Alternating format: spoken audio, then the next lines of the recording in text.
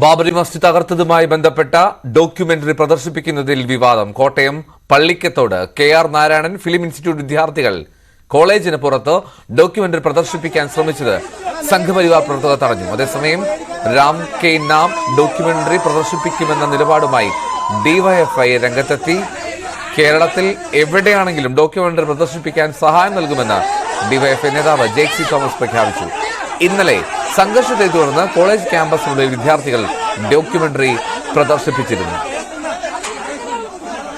ദേശീയ ചലച്ചിത്ര അവാർഡും ഫിലിം ക്രിറ്റിക്സ് അവാർഡുമൊക്കെ മികച്ച അന്വേഷണാത്മക ചിത്രത്തിനുള്ള ദേശീയ അംഗീകാരങ്ങൾ പലതും നേടിയെടുത്തുകൊണ്ടാണ് അന്ന് തന്നെ ഈ ഡോക്യുമെന്ററി ശ്രദ്ധേയമാക്കപ്പെട്ടത്. അതായത് സംഘപരിവാർ പ്രചരിപ്പിക്കുന്ന യുക്തികൾക്കപ്പുറം സത്യസന്ധമായ ചരിത്രത്തിലെ വസ്തുതകളിലേക്ക് വെളിച്ചം വീശുന്ന ഒരു രേഖയായി രാം കെ നാം എന്ന ഡോക്യുമെന്ററി നമ്മളുടെ മുമ്പിലുണ്ടായിരുന്നു. അതുകൊണ്ടാണ് അതിന്റെ പ്രദർശനത്തെ തടസ്സപ്പെടുത്താനും ഇല്ലായ്മ ചെയ്യാനും സംഘപരിവാരം വ്യാപകമായി പരിശ്രമിച്ചുകൊണ്ടിരിക്കുന്നത്. പക്ഷേ ആ പരിപ്പ് കേരളത്തിൽ വേകില്ല. ഇവിടെ എവിടെയും, കോട്ടയത്താണെങ്കിലും ശരി, അകലക്കുന്നത്താണെങ്കിലും ശരി, മറ്റേത് കേന്ദ്രത്തിലാണെങ്കിലും ശരി, രാം കെ നാം പ്രദർശിപ്പിക്കാൻ ആഗ്രഹിക്കുന്നവർക്ക് അത് പ്രദർശിപ്പിക്കാനുള്ള സൗകര്യവും അതിനുള്ള സാവകാശവും പശ്ചാത്തലവും ഒക്കെ DYFIയുടെ നേതൃത്വത്തിൽ ചെയ്തു കൊടുക്കപ്പെടും.